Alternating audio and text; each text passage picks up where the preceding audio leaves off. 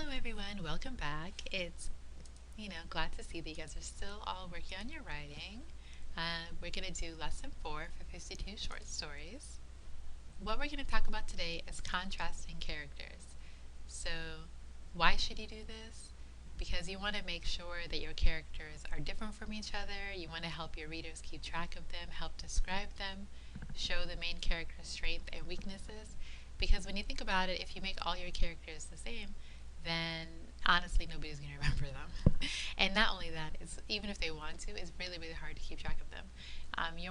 Characters that are really popular are usually the characters that the author or filmmaker, whoever, was able to show how different they are.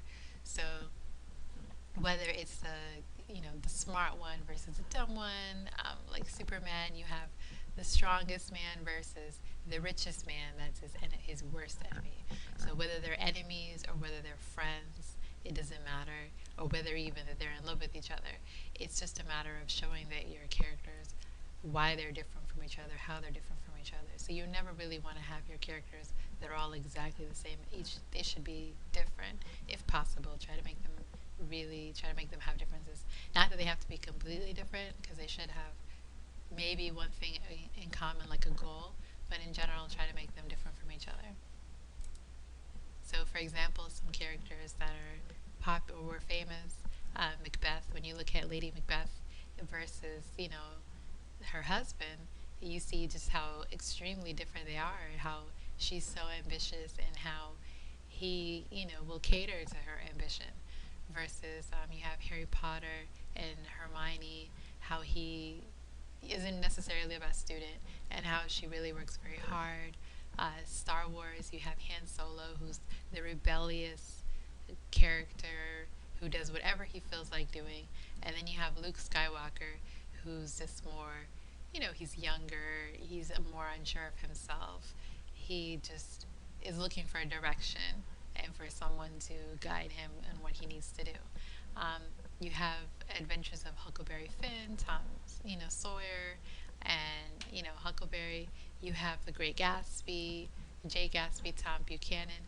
All of these characters, and in almost every story, you have all these characters that are always so different from each other. The opposite. It's like in a story, opposites always attract. So you can have maybe they're opposite in their manners, their behavior.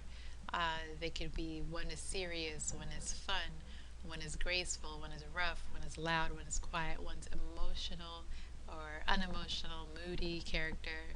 Not sure if you guys ever watched cartoons when you were kids, but for example, Alvin and the Chipmunks, you have Alvin who's really crazy person and really brave, and then you have Simon who's very serious and very smart, and then you have Theodore who's just so innocent and mesquite and always looking for food and a very kind-hearted person. So they're brothers, but they're totally different, each one of them.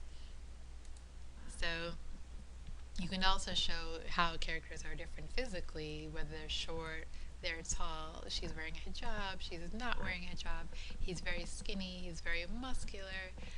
Like, for example, in this story, Inuyasha, you have Inuyasha, he's from the past, so he's wearing traditional clothes, and she's from the future, so she's wearing regular schoolgirl clothing, and she's human, so she has black hair, where he has white hair because he's a half demon. So it's just showing how your characters look different from each other. They're not necessarily just that they are different, but they look different.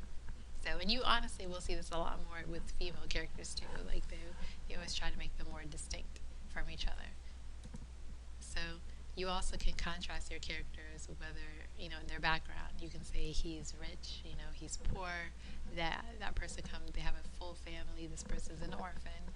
Like I was saying, that person's from the past, this person's from the future, or maybe say this is a traditional person versus a progressive person. You have somebody who's a native to that country versus somebody that's an immigrant. So background is another way that you can contrast your characters. So the story that we're going to work on is actually going to be My Way is Better. So that's the story that I want you guys to work on. So this is a way of saying, you have two heroes or two main characters, and each character is saying, that my way is better than your way, then they don't want to work together. Okay? So in this conflict would be that they must work together in the story. They have to work together. So of course it's a conflict because why do you want to work with somebody that you don't agree with? Isn't it always much better to work with somebody that you can agree with? Somebody who listens to you? But that is not how life works. A lot of times you do have to work with somebody that you completely don't agree with, that you guys don't see eye to eye with, and you just have to somehow make it work, or you will fail. So, so for example, or how it goes, both characters they have a plan or they have a mission they have to do. They meet, they disagree. The disaster is they have to work together, live together, fight together, travel together. They actually are stuck with this person who doesn't agree with them. How awful is that? Their reaction would be anger, distress. The dilemma is that they have no choice. Either you're going to work together or you're going to fail. Either way. So at the end, of course, they have to decide what is more important, your goal or your hatred of each other.